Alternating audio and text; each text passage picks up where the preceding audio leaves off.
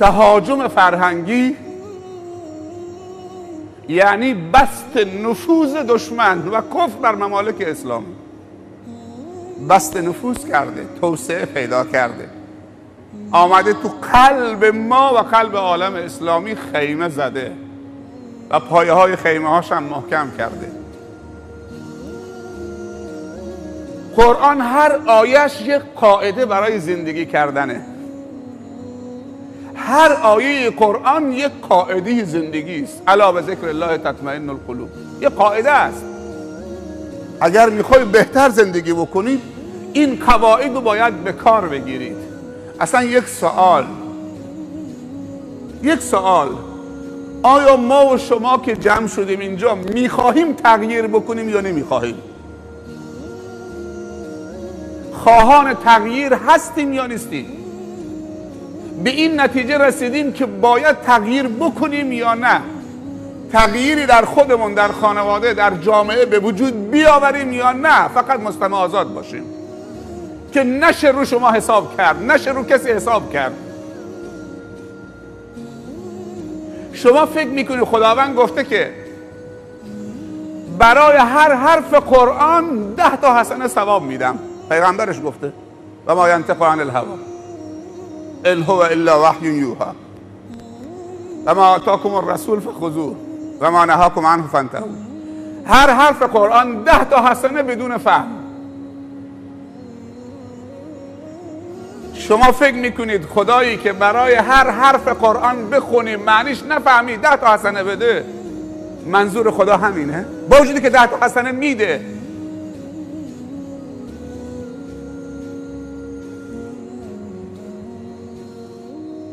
یعنی شما فکر میکنید که قرآن کتاب جمع‌آوری ثوابه؟ خیلی اشتباه میکنیم. اگر کاسه دستمون باشه فقط ثواب جمع بکنیم خیلی اشتباه داریم میکنیم.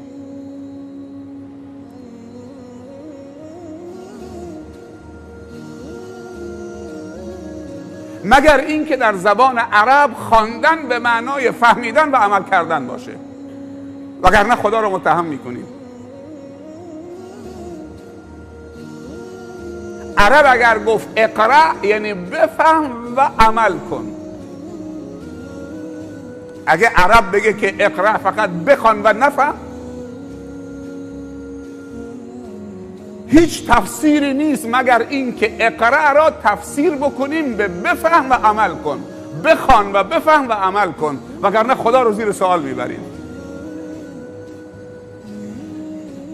یعنی اگر بگیم بخوان و نفهم، خدا رو بیهودگی و پوچگرایی متهم میکنیم. خدا دیگه حکیم نیست، چون کلامی رو فرستاده که بخوانیم و نفهمیم.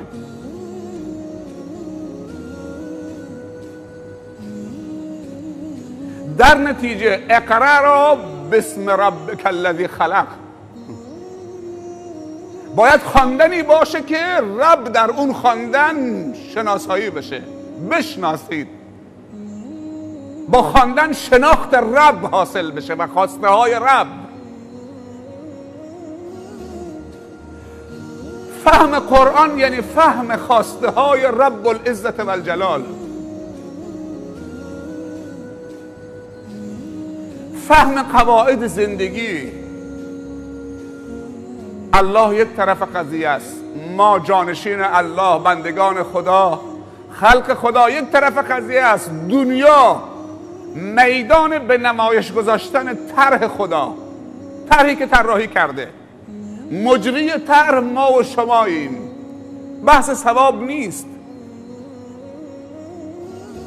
بحث تحقق بخشیدن عبودیت و بندگی خدا در زمین و زمان، در دنیاست. کاری به ثواب نداره. قرآن فرستاده شده که عبودیت و بندگی خدا تحقق پیدا بکنه و ما جانشین خدا مدیریت زمین و زمان بکنیم با بندگی خدا و توحید و عقیده و شکر و اخلاق و به نمایش بگذاریم. طرح قرآن و سنته. ما باید طرح خوب بشناسیم.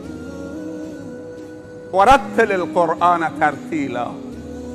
اینجا دوباره رتل به معنی فهمه، وگرنه نمیگفت خدا، میگفت سرسری بخون، میگه و رتل القرآن ترتیلا. قرآن رو شمرده با فهم معنا بخون، چون قرار شده تو این طرح رو پیاده بکنید.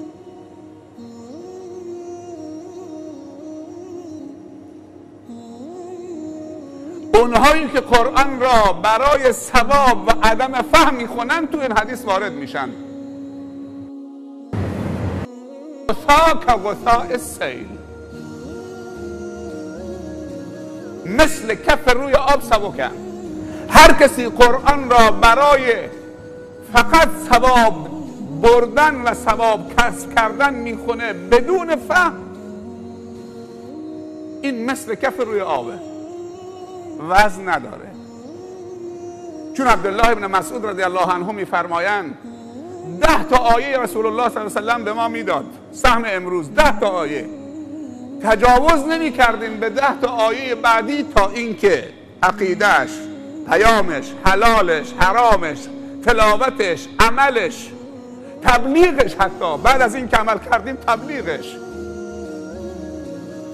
ناسخش، منسوخش، اسباب نزولش، حلالش، حرامش، خطابش، پیامش، همه رو به کار بگیریم، بعد به 10 تا دیگه منتقل می شدیم.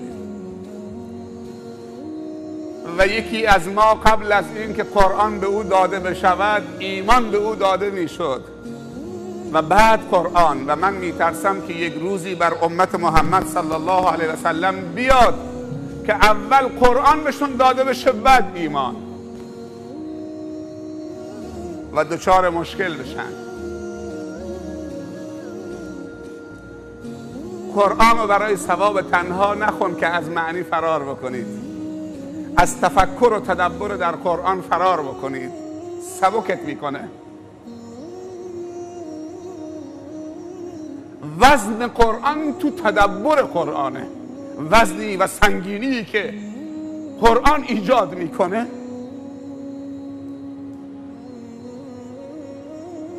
تو تدبر و فهم قرآنه.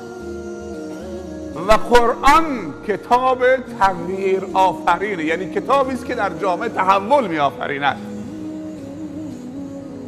و علما میگویند هیچ چیزی آخر این امت رو درست نمیکنه مگر همون چیزی که اول این امت درست شد باش، و اون قرآن و سنت بود.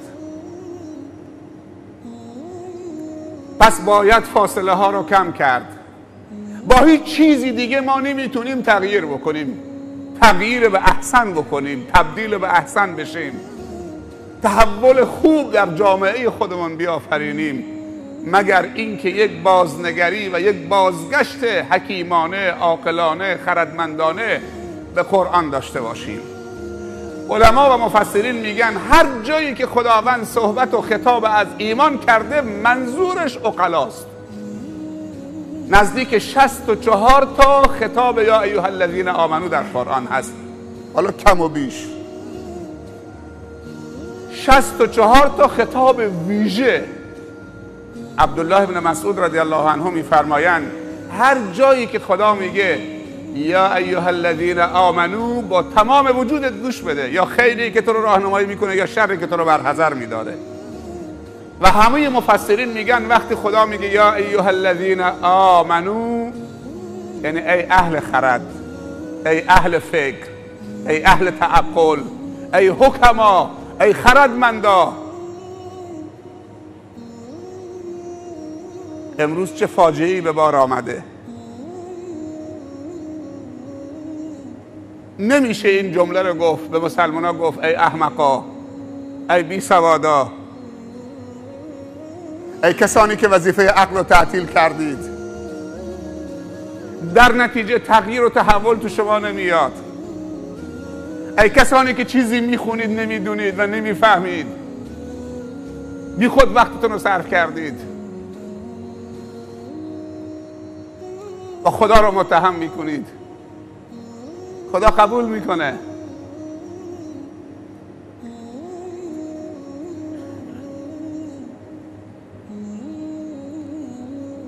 سوال اینجاست، آیا ما میخواهیم تغییر بکنیم؟